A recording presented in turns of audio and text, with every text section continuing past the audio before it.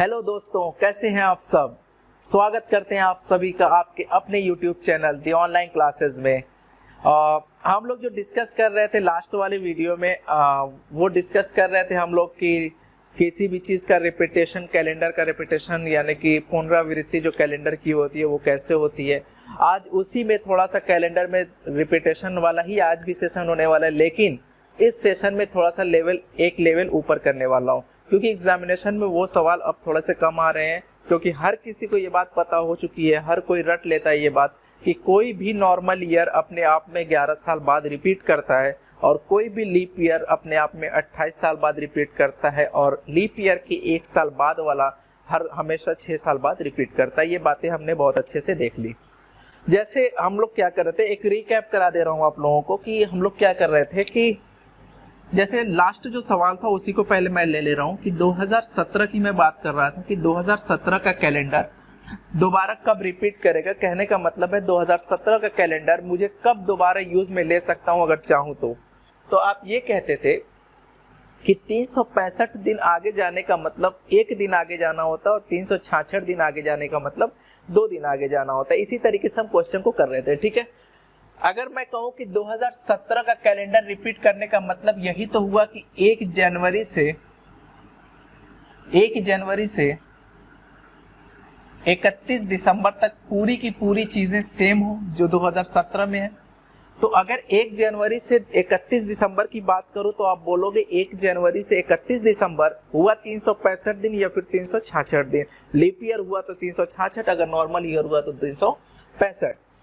मैं ये कह रहा हूं कि अगर सवाल ये कह रहा है कि यहाँ पे कर दे रहा हूं कि 2017 का कैलेंडर दोबारा कब रिपीट करेगा, तो आप ये कहते थे कि 2017 की बात रही तो 2017 में 365 दिन आगे बढ़ेंगे और 365 दिन आगे बढ़ने का मतलब सिर्फ 1 दिन आगे बढ़ेंगे। यहाँ पे हो गया आपका 2017 खत्म। अब 2018 में कितना आगे बढ़ेंगे तो आप बोलोगे 1 आगे बढ़ेंगे। ये चीज मैं तब तक करता रहूंगा जब तक कि ये 7 से मल्टीपल ना आ जाए, ठीक है। या तो ऑप्शन वाले मेथड से जो कल मैंने बताया था, लेकिन इस तरीके से भी आप कर सकते हो। 2019 में कितने दिन आगे बढ़ेंगे तो आप बोलोगे 1 दिन। लेकिन 2020 1 दिन आगे नहीं बढ़ेंगे, कितने दिन, 2 दिन आगे बढ़ेंगे। अगर बात करें, देखो अभी कितना हो गया, 1 2 3 4 और 5 हो गया, 2 दिन और मुझे चाहिए।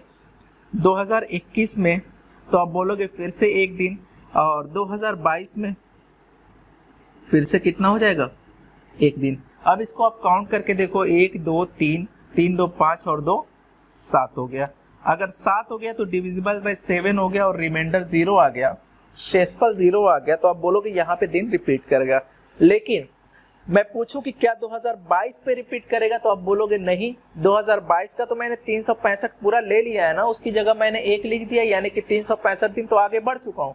तो कौन सा साल रिपीट करेगा, 2022 नहीं करेगा, 2022 से नेक्स्ट ईयर जो है वो रिपीट करेगा। और नेक्स्ट ईयर कहने का मतलब है आपका जो होगा 2023 रिपीट करेगा। हमने कल लास्ट क्लास में ये देखा था कि 2023 रिपीट कर रहा था, 2017 वाला कैलेंडर 2023 में रिपीट कर रहा था। आप एक आध क्वेश्चन को और भी इस तरीके से कोशिश कर सकते हो। जैसे मैं एक एग्जांपल ले रहा हूँ, जैसे ये सवाल करने की कोशिश करना, आप कहोगे कि अगर लीप ईयर होता तो 28 साल बाद, नॉर्मल ईयर में 2 कंडीशन बनती है। एक कंडीशन ये बनती है कि 11 साल बाद रिपीट करता है, दूसरी कंडीशन ये बनती है कि 6 साल बाद रिपीट करता है। 11 साल बाद एवरी नॉर्मल ईयर आपका रिपीट करता है, लेकिन 6 साल बाद वो ईयर रिपीट करता है जो लीप ईयर के 1 साल बाद वाला हो। तो अगर मुझे पूछा जाए कि 2023 का कैलेंडर दोबारा कब रिपीट करेगा, उसका यूज दोबारा मैं कब कर सकता हूँ, तो आप बोलोगे ये लीप ईयर के 1 साल बाद वाला नहीं है और नहीं ये लीप ईयर है, इसी वजह से ये 11 साल बाद रिपीट करेगा। और 11 साल बाद रिपीट करेगा तो यहाँ से आप देख के बोल सकते हो कि इसका कैलेंडर जो रिपीट करेगा 2034 में जाके रिपीट कर जाएगा। खैर, मैं बेसिक तरीके से आपको करने की कोशिश कर रहा हूँ, क्योंकि जो मेरा बताने का भी मकसद है अभी आप समझ जाओगे कि मैं क्या बताना चाह रहा हूँ। जैसे 2023 की बात करूँ तो आप बोलोगे इसमें विषम दिनों की संख्या हुई 1, लेकिन 2024 में आपका 1 नहीं होगा, कितना होगा, 2। और 2025 में कितना हो जाएगा, 1। 26 में कितना हो जाएगा, 1। और ऐसे ही 27 में कितना हो जाएगा, 1। लेकिन 28 में आपका 1 नहीं होगा, कितना हो जाएगा, 2। ये 2 इसलिए हो रहा है क्योंकि यहाँ पे क्या है, लीप वर्ष है। ये भी आपका क्या है, लीप होने की वजह से यहाँ पे 2 है। और 28 के बाद 29।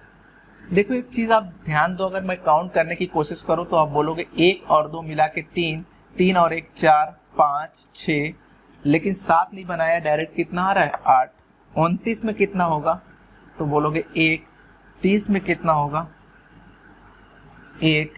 31 में कितना होगा, यहाँ भी 1, लेकिन 32 में कितना होगा दोस्त, ये होगा 2। और किस वजह से होगा, क्योंकि ये है अपने आप में लीप वर्ष, और लीप वर्ष होने की वजह से ये हो जाएगा आपका 2। एक बार काउंट आप करके देख सकते हो, 1 और 2 मिला के 3, 4, 5, 6, 7 और 8, 9, 10, 11, 12 और 13।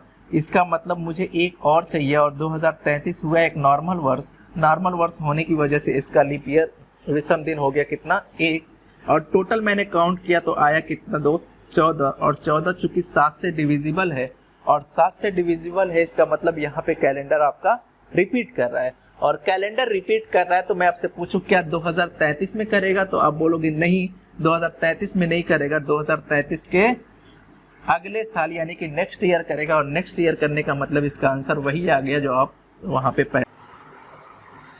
जैसे ये सवाल करने की कोशिश करिएगा। कुछ सवाल ऐसे होते हैं जो 11 साल पे भी रिपीट नहीं करते, वो 6 साल पे भी रिपीट नहीं करते, और नहीं वो 28 सालों पे रिपीट करते हैं। और बुक में यही जो सवाल होते हैं उनको एक्सेप्शन करके दे दिया जाता है कि ये चीज़ें 11, 6 और 28 पे रिपीट नहीं करते। तो वो सवाल क्या होते हैं, वो कैसे रिपीट करते हैं, इस सवाल को आप देखें ज़रा। हालांकि ऐसी कोई बात नहीं है कि कुछ एक्सेप्शन इसमें नहीं है, आप ज़रा ध्यान से देखो ये चीज़। मैं अगर पूछूं 1797 का कैलेंडर फिर से कब रिपीट करेगा, ये चीज़ें कब रिपीट करेंगे, तो एक तो 97 हुआ, तो 97 आप बोलोगे ये हुआ लीप ईयर से 1 साल बाद, यानी कि ये हुआ एक नॉर्मल ईयर।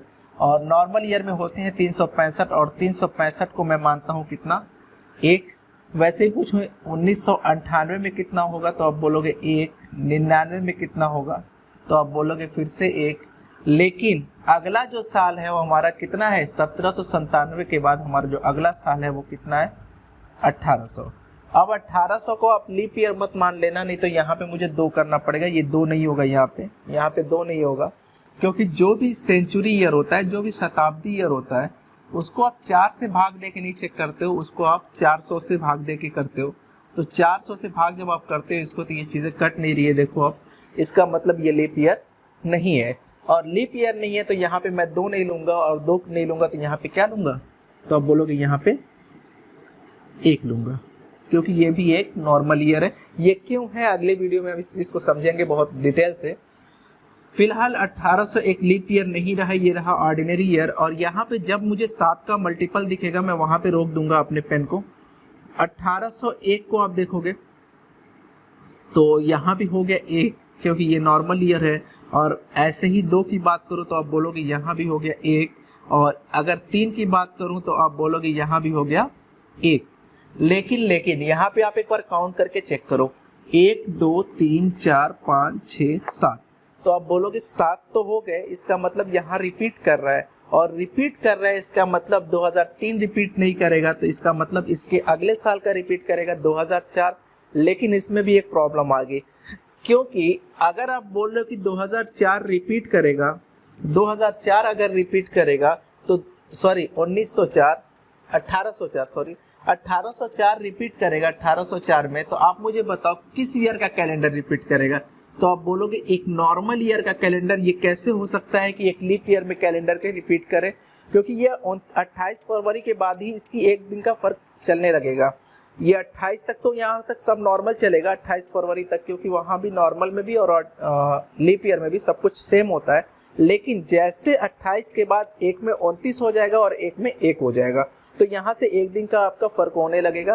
कहने का मतलब है ऑर्डिनरी ईयर का कभी भी लीप ईयर में नहीं, लीप ईयर का कभी भी ऑर्डिनरी ईयर में नहीं, कभी भी सेम नहीं हो सकता। हाँ, ये चीज़ मैं कह सकता हूँ कि 1997 का कैलेंडर 1797 का कैलेंडर 1804 में रिपीट करेगा, लेकिन सिर्फ 28 फरवरी तक। 28 फरवरी के बाद रिपीट नहीं करेगा, 1 दिन का फर्क करने लगेगा। ठीक, इसी वजह से 2004 इसका आंसर नहीं हो सकता, क्योंकि मैंने पूरे कैलेंडर की बात की है। अगर बात करूं कि 1804 में कितने हुए, क्योंकि अब नहीं होगा, अब आगे मैं देखूंगा इस चीज़ को, तो अब बोलो कि यहाँ पे हो गए 2 क्योंकि हुआ लीप ईयर, और ऐसे ही 5 में कितने हुए, तो हुआ 1। मैं यहाँ थोड़ा सा कर रहा हूँ, ठीक है, टोटल काउंट करना है यहाँ से, ये चीज़ अब आगे लेके चलूँगा। यहाँ पे 1806 में कितना हुआ, ये भी हुआ एक नॉर्मल ईयर, 7 में हुआ एक नॉर्मल ईयर, लेकिन 8 में हुआ कितना, 2। आप ज़रा एक बार यहाँ से काउंट करने की कोशिश करो, तो हुआ 1 2 3 4 5 6 7, 7 और 2 9, 9 और 1 10, 10 11 12, 12 और 2 मिला के हो गया कितना, 14। और चूंकि 14 ये 7 से डिवाइड होता है, इसका रिमाइंडर 0 आएगा, और 0 होने की वजह से आप बोलोगे यहाँ पे कैलेंडर रिपीट कर जाएगा। लेकिन कैलेंडर 1808 में रिपीट नहीं करेगा, कैलेंडर 1808 में रिपीट नहीं करेगा। आपको भी पता है जो रिपीट करेगा इसके ठीक अगले साल, इसके अगले साल रिपीट करेगा, क्योंकि 1808 तो मैं खत्म कर दिया हूँ, तो आप बोलोगे ये सिर्फ 1809 में करेगा। बात समझ में आ रही है? 2 क्वेश्चन लिया है मैंने, दोनों क्वेश्चन को ट्राई करने की कोशिश करिएगा आप लोग। जैसे उसी सेंचुरी ईयर वाले पे मैंने 2 सवाल लिख दिए, सवाल 1 लिखा हुआ है, इस सवाल में 2 सवाल हैं। इंग्लिश में सवाल लिखा हुआ है, मैं हिंदी में पढ़ दे रहा हूँ, आप लोग समझने की कोशिश करिएगा, ठीक है। A person was born on 29 Feb का मतलब फरवरी, यहाँ तक बात कॉमा लगा दिया हूँ, ठीक है। अगला सेंटेंस यहाँ से शुरू होता है, कहने का मतलब है एक व्यक्ति 29 फरवरी को जन्म लेता है।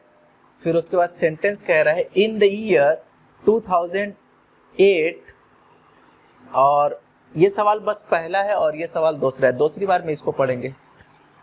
इन the year 2008 he celebrated his 6th leap year. 6th leap year मतलब जब भी अपना सेलिब्रेट किया है बर्थडे, तो वो 28 को नहीं किया, वो 29 को ही किया। इसका मतलब हर चौथे साल उसने सेलिब्रेशन किया है, ठीक है। his birthday 6th leap year birthday, ठीक है। Find the year he was born. सवाल सीधा सीधा ये कह रहा है एक व्यक्ति है जो 29 फरवरी को पैदा हुआ है, और उसके आगे ये कह रहा है कि उसने 2008 में, उसने 2008 में अपना 6ठा जन्मदिन मनाया, 6ठा लीप ईयर का जन्मदिन मनाया। तो आपसे पूछा है कि वो कौन से ईयर में पैदा हुआ। उसी के साथ एक सवाल मैंने ये भी लिया है कि अपना 6ठा जन्मदिन 2008 ना मना के 1908 मनाया, तो उसका लीप ईयर क्या होगा। दोनों सवाल में बहुत फर्क है, ठीक है। दोनों को मैं साथ साथ लेके चलने की कोशिश करूंगा। जैसे अगर मैं कहूं कि अगर ये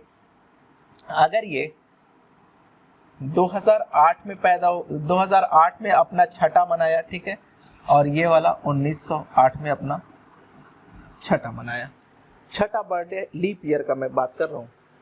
तो अगर ये 6ठा है, बड़े ध्यान से समझना, अगर मैं पूछूं ये कौन सा ईयर का है, तो आप बोलोगे 6ठा, ठीक है। तो 5वां कब मनाया होगा, तो आप बोलोगे 2004 में, क्योंकि हर 4 साल पे मनाता है। तो 2004 में कौन सा मनाया होगा, 5th। और ऐसे ही मैं पूछूं उससे पहले कौन सा मनाया होगा, तो उससे पहले 2000 का मनाया होगा, कौन सा, 4th। और इसी तरीके से उससे पहले वाला कौन सा मनाया होगा, 96 में मनाया होगा अपना 3rd। अगर मैं बात करूं सेकंड की, सेकंड भी अपना मनाया होगा 92 में, ठीक है। और फर्स्ट कब मनाया होगा, फर्स्ट कब मनाया होगा, तो बोलोगे 88 में। सारे लीप ईयर मैंने लिए हैं, ध्यान से समझना। अब जरा मुझे एक बात बताओ आप कि 88 में वो पैदा हुआ, तो क्या कभी ऐसा होता है कि जिस साल इंसान पैदा होता है या जन्म लेता है उसी दिन अपना बर्थडे मना ले? नहीं, वो 1 ईयर कंप्लीट करने के बाद अपना बर्थडे मनाता है। तो वो पैदा 88 में तो नहीं हुआ। अगर उसके जन्म की बात करूं, उसके बॉर्न की बात करूं, तो आप बोलोगे 4 साल पहले बॉर्न हुआ होगा, तो 4 साल लीप ईयर बाद ये अपना बर्थडे यहाँ पे मनाया होगा। अगर बात करें इसकी ईयर की, तो आप बोलोगे 84 में इसकी पैदाइश हुई थी या इसका जन्म हुआ था, ठीक। अगर इसी तरीके से इसकी बात करें, ये 1908 में ये भी 6ठा मनाया था। मैं पूछूं 5वां कब मनाया था, तो 5वां इससे 4 साल पहले मनाया रहा होगा, 1904 में, ठीक। फिर चौथा कब मनाया, 4th, तो 4th मनाया 1900 में। यहाँ तक बात क्या ये सही है या गलत है? तो अब बोलोगे वो हर लीप ईयर पे मना रहा है, और 1900 तो अपना लीप ईयर नहीं है। अगर ये लीप ईयर नहीं है तो 1900 में चौथा नहीं मनाया, वो कितने में मनाया, 1809 98 में। अभी मैं इसको बहुत अच्छे से डिस्कस कर दूंगा। कुछ लोगों के दिमाग में ये आ रहा होगा यार हर चौथे साल जब लीप ईयर आता है तो सेंचुरी 4 से कटती है, 4 साल पे रिपीट करता है, तो वो चौथा भी अगर लीप ईयर है तो सेंचुरी भी लीप ईयर होना चाहिए। बिल्कुल होना चाहिए उस हिसाब से, लेकिन उसका कॉन्सेप्ट क्या है, इसको क्यों नहीं माना गया, अभी मैं इसको डिस्कस कर लूंगा अगली वीडियो में। अगली 2 वीडियोज में आपको मिल जाएंगी। खैर 1896, ठीक है। और ऐसे ही थर्ड की बात करूं तो 92 हो जाएगा। और ऐसे ही सेकेंड की बात करूं तो ये हो जाएगा 88, बात समझ रहे हो ना।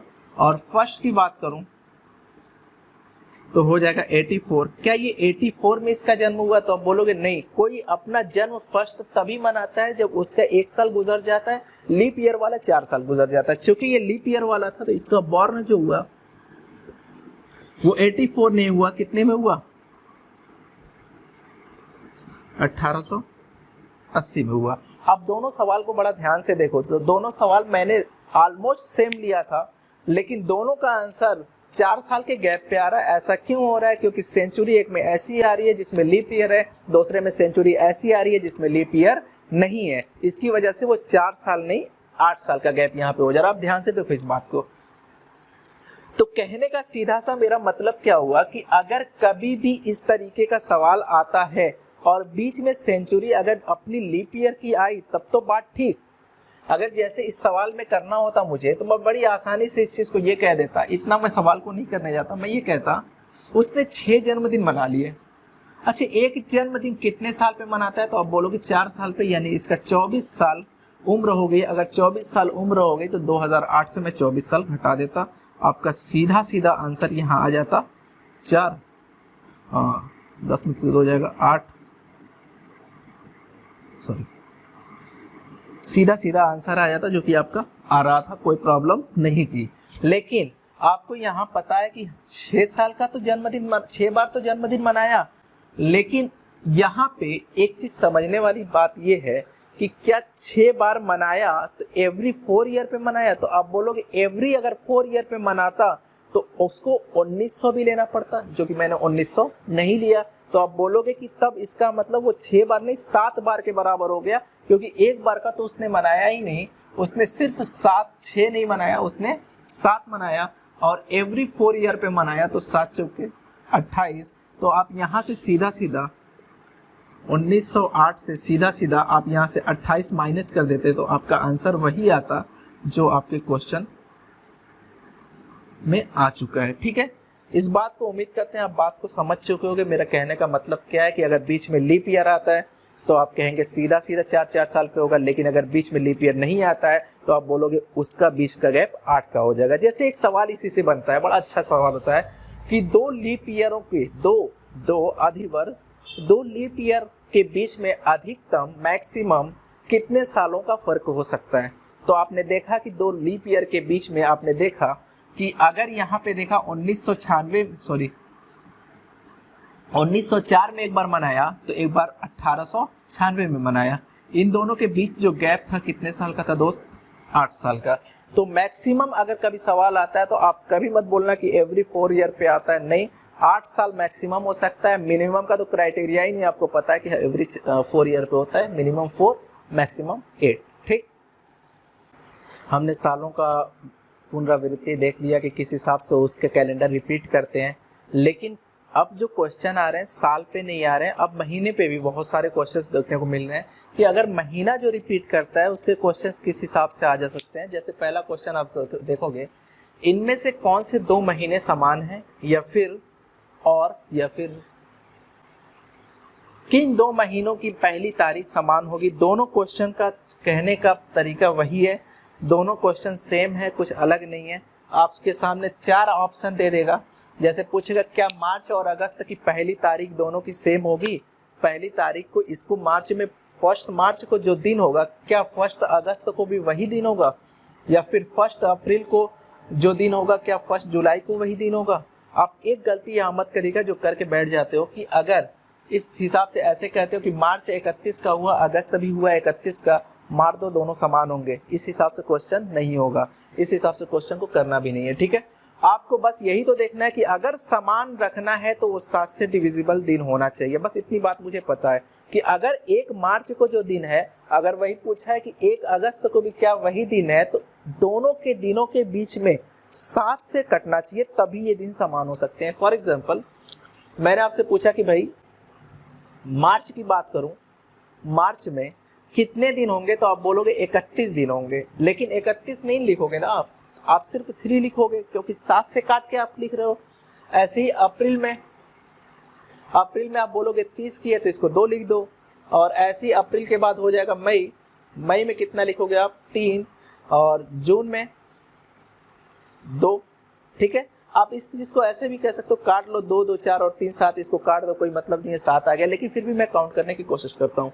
कहाँ पे पहुंचा जून, जुलाई में कितना पहुंचा 3, अगस्त में, अब आप मुझे बताओ क्या अगस्त काउंट करूंगा, तो आप बोलोगे अगर अगस्त में 31 दिन काउंट कर दूंगा तो मेरा जो आंसर आ जाएगा वो सितंबर का आ जाएगा, लेकिन मुझे आंसर अगर अगस्त चाहिए तो जुलाई खत्म कर दो, अगस्त ऑटोमेटिक आ जाएगा, तो मैंने जुलाई खत्म कर दी। ठीक है, तो ऑटोमेटिक आंसर क्या आ जाएगा, मार्च और अगस्त आ जाएगा। तो आप देखो 3 2 5 5 3 8 8 2 10 3 13, क्या ये 7 का मल्टीपल ये 7 से डिवाइड हो रहा है, तो आप बोलोगे ये आंसर नहीं हो सकता, आंसर वही होगा जो 7 से मल्टीपल में निकल जाए।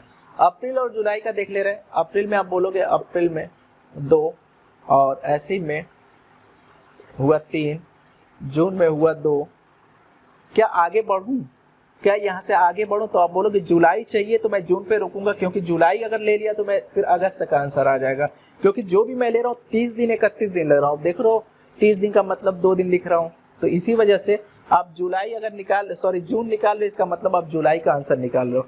तो यहाँ से आप देखोगे 2 और 2 मिला के 4 और 3 7, चूंकि 7 से ये कट रहा है तो आपका आंसर कौन सा हो जाएगा, बी। आप इन दोनों ऑप्शन को भी चेक कर लीजिएगा, अप्रैल से शुरू करिएगा, लेकिन आपको अक्टूबर पे रुक जाना होगा, अक्टूबर के विषम दिन निकाल के नवंबर कहा जाएगा, मई से शुरू करना होगा, अक्टूबर पे रुक जाना होगा। आप देखेंगे दोनों ऑप्शन नहीं होंगे, दोनों 7 से मल्टीपल में नहीं आएंगे, आप आराम से सवाल तो करते रहिएगा। खैर, आपने जो आंसर निकाला अप्रैल और जुलाई का निकाला, अप्रैल हुआ आपका 30 का, जुलाई हुई आपकी 31 की, फर्क पड़ गया ना, लेकिन पूरा का पूरा महीना सेम तो कैसे कह सकते हो, तो आप कहोगे एक 31 हो जाएगा और एक 30 हो जाएगा, 30 तारीख तक सब कुछ ठीक रहेगा, या फिर यूं भी कह सकते हैं पूरा महीना ठीक होगा, कोई इशू नहीं है, लेकिन 30 तारीख तक पूरा सेम रहेगा। जैसे एक सवाल मैं आपसे पूछ लूं कि 2016 का जनवरी का कैलेंडर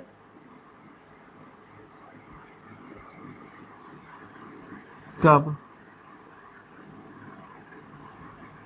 रिपीट करेगा। जैसे अगर ये सवाल मैं ये पूछा होता आपसे कि 2016 का कैलेंडर कब रिपीट करेगा, तो मैं ऐसा पूछता तो वो होल ईयर का पूछता, पूरे वर्ष का पूछता, और पूरे वर्ष का पूछता तो आप जानते हैं कि ये लीप ईयर है तो इसके 28 साल बाद ये चीज रिपीट कर जाएगी, इसमें 28 जोड़ देते आंसर आ जाता। लेकिन मैंने पूछा कि 28 साल बाद तो जनवरी रिपीट करेगा ही, चूंकि पूरा लीप पूरा ईयर कर रहा है, पूरा वर्ष अगर रिपीट कर रहा है तो जनवरी भी करेगा, लेकिन सिर्फ जनवरी का मैंने पूछा कि जनवरी का सिर्फ कैलेंडर कब रिपीट करेगा, या फिर ये कह सकते हैं कि पूरे होल ईयर का नहीं पूछा, जनवरी का ही पूछा है। ठीक है, अगर 2016 से बात करें तो आप कहेंगे कि जनवरी का अगर पूछा है तो 2016 से अगर स्टार्ट करें बात, तो 2016 में हुआ 2, और 17 में हुआ 1, 18 में हुआ 1, 19 में हुआ 1, लेकिन 20 में हुआ कितना, 2। काउंट करने की कोशिश करो, 2 2 4 3 7, तो 7 यहाँ पे आपका बन रहा है ना, ध्यान देना, बड़े बात से समझना, 2 3 4 5 5 और 2 मिला के 7। मैं पूछूं कि कौन से ईयर में कैलेंडर रिपीट किया, तो आप बोलोगे 2020, सही है, नहीं 2020 नहीं करेगा, क्योंकि 2020 तो खत्म हो चुका, और 2020 खत्म हो चुका तो इसके अगले साल करेगा, और अगले साल करने का मतलब 2021 में रिपीट करेगा, और 2021 में रिपीट करेगा। तो आप जरा ध्यान से देखो ये चीज कि मैंने लिया क्या, लिया एक लीप ईयर, लेकिन आंसर किस में आया, एक नॉर्मल ईयर में। लीप ईयर का कैलेंडर कैसे नॉर्मल ईयर में रिपीट कर सकता है, इसी वजह से आपको पता है कि मैंने कहा कभी भी लीप ईयर का कैलेंडर नॉर्मल ईयर में करे तो वो सिर्फ और सिर्फ 28 फरवरी तक करेगा। 28 फरवरी के बाद रिपीट नहीं करेगा, कोई भी चीज रिपीट नहीं करेगी, क्योंकि एक में 29 चला जाएगा और एक में 1 मार्च चला जाएगा। इसी वजह से कभी भी ऐसा सवाल पूछे किसी लीप ईयर का पूछे या जो भी पूछे, और सिर्फ जनवरी और फरवरी ऐसा है कि वो सिर्फ अलग से कर सकता है, बाकी पूरा पूरा साल करता है। जैसे अगर आप देखोगे कि लीप ईयर का कैलेंडर आपके 2021 नॉर्मल ईयर में किया, तो या लीप ईयर का कैलेंडर नॉर्मल ईयर में करे, नॉर्मल ईयर का कैलेंडर लीप ईयर में करे, दोनों केस में कभी भी दोनों केस में आप देखोगे कि सिर्फ और सिर्फ कहां तक रिपीट करेगा, 28 फरवरी तक। मैं ये बात बड़े आसानी से यहाँ पे लिख दे रहा हूँ कि कभी भी ऑर्डिनरी ईयर का कैलेंडर कभी भी लीप ईयर में अगर करे, या फिर लीप ईयर का कैलेंडर कभी भी ऑर्डिनरी ईयर में करे, तो ऐसे केस में, क्योंकि मुझे पता है कि ऑर्डिनरी ईयर का कैलेंडर ऑर्डिनरी में करेगा, लीप ईयर का कैलेंडर लीप ईयर में करेगा, लेकिन ऑर्डिनरी का अगर लीप में कर जाए या लीप का ऑर्डिनरी में कर जाए, तो ऐसे केस में सेम तो होगा, लेकिन अप टू 28 फेब, यानी कि सिर्फ और सिर्फ 28 फरवरी तक रिपीट करेगा। लेकिन इसके साथ दूसरी कंडीशन भी लिख दे रहा हूँ कि अगर लीप ईयर का कैलेंडर एक ऑर्डिनरी ईयर में, या फिर लीप ईयर का कैलेंडर एक लीप ईयर में, या फिर ऑर्डिनरी ईयर का कैलेंडर ऑर्डिनरी ईयर में करे, तो ऐसे केस में भी सेम होगा, ये सेम होल ईयर का होगा, यानी कि पूरे साल का होगा। लीप ईयर का लीप ईयर में, ऑर्डिनरी ईयर का ऑर्डिनरी ईयर में, ऐसे केस में आपका भी सेम होगा, लेकिन पूरे साल का होगा। आप दोनों बातों को आराम से अपने नोटबुक में नोट कर सकते हैं, ठीक है। अब इस सवाल को आप देखिए, ये चीज़ भी आप एग्जामिनेशन में देखिए, साल महीने बहुत सारे ऐसे हैं जो रिपीट करते हैं, लेकिन मैं कुछ एग्जाम्पल आपके सामने रख दिया हूँ कि जैसे अप्रैल और जुलाई का भी कैलेंडर रिपीट करता है। आप इस बात को याद कर लीजिए तो बेटर होगा। मार्च और नवंबर का भी करता है, याद नहीं करते तो भी 7 डेज पे आप निकाल सकते हो, थोड़ा सा 10-15 सेकंड एक्स्ट्रा लगेगा आपको। सितंबर से दिसंबर भी आपका रिपीट करेगा, ये भी रिपीट करेगा, ये भी रिपीट करेगा, सारी बातें ठीक है। लेकिन एक महीना ऐसा भी है, देखो आप ध्यान से समझना, आपने कहा, ये बात मुझे यहाँ से बड़ी अच्छी समझ में आई कि आपने ये बोला कि सर मार्च और नवंबर का रिपीट करता है। मैंने कहा बात बिल्कुल ठीक। तो आपके दिमाग में एक बात है कि सर इसके पहले तो एक साल, एक महीना आता है जिसका नाम क्या है, फरवरी, और फरवरी में या तो 28 दिन होते हैं या तो फिर 29 दिन। अगर 29 दिन की बात हम हटा दें तो आप कहोगे 28 दिन का तो कोई मतलब ही नहीं है, और कोई मतलब नहीं है, इसका मतलब 1 मार्च को जो दिन होगा वही चीज़ 1 फरवरी को होगा। लेकिन ध्यान दीजिएगा, सिर्फ और सिर्फ ऑर्डिनरी ईयर की बात कर रहा हूँ, लीप ईयर में ये केस नहीं होगा, क्योंकि वहाँ पे एक दिन एक्स्ट्रा फर्क बढ़ जाता है, वहाँ पे 7 का डिविजिबल नहीं निकल के आता है, ठीक है। 1 फरवरी को जो दिन होगा वही 1 मार्च को होगा, और वही 1 नवंबर को होगा। ये दोनों बातें तो हम लोग देख चुके थे। उसके साथ एक इम्पॉर्टेंट बात ये भी निकल के आए कि सर फरवरी का भी तो दिन 28 का होता है, जिसका कोई मतलब नहीं है, और इसका मतलब इसका भी सेम होगा, इसका भी सेम होगा, और इसका भी सेम होगा। इसका मतलब ये 3 महीने ऐसे हैं, रट लीजिए, ये 3 महीने ऐसे हैं जिनका महीना रिपीट करता है। लेकिन ये चीज़ रिपीट कब करता है, आप बोलोगे ये चीज़ रिपीट करता है आपका ऑर्डिनरी यानी कि साधारण वर्ष में करता है, ठीक है। आपके लीप ईयर में नहीं करता, सिर्फ और सिर्फ साधारण वर्ष में करता है। दूसरी इंपॉर्टेंट बात आपसे मैं पूछूंगा, आप सभी को चेक करने की कोशिश करिएगा। अप्रैल से शुरू करिएगा लेकिन जून पे रुक जाइएगा, क्योंकि आपको जुलाई का निकालना। मार्च से स्टार्ट करिएगा, आप अक्टूबर पे रुक जाइएगा, क्योंकि आपको नवंबर का निकालना। सितंबर से स्टार्ट करिएगा, नवंबर पे रुक जाइएगा, आपको दिसंबर का निकालना। ऐसे ही जैन से शुरू करिएगा, अप्रैल पे नहीं जाना, मार्च पे खत्म करिएगा। जनवरी से स्टार्ट करिएगा और जून तक चले जाइएगा, और आपका जुलाई का निकल के आ जाएगा। खैर, कहने का मेरा मतलब है रिपीट तो सारे करते हैं, लेकिन आप बोलोगे सर यहाँ से जाने में एक प्रॉब्लम मुझे ये है कि ये दोनों जनवरी से स्टार्ट करेंगे और दोनों के बीच में 1 फरवरी आएगा। वो फरवरी 28 वाले पे रिपीट करेगा कि 29 वाले पे रिपीट करेगा। मैं कहता हूँ आप एक बार इसको दोनों को करने की कोशिश करिए कि ये दोनों साल, पहला और दूसरा, इसका नाम दे दे रहा हूँ ताकि आपको कमेंट सेक्शन में आसानी हो। पहला और दूसरा, ये दोनों लीप ईयर में करेंगे या दोनों ऑर्डिनरी ईयर में करेंगे, या एक लीप ईयर या एक ordinary year. Question number first, question number second करके करिएगा। एक का 28 दिन करके करिएगा, एक का 29 दिन करके करिएगा। आप मुझे बताइएगा इसका आंसर क्या है, ठीक है।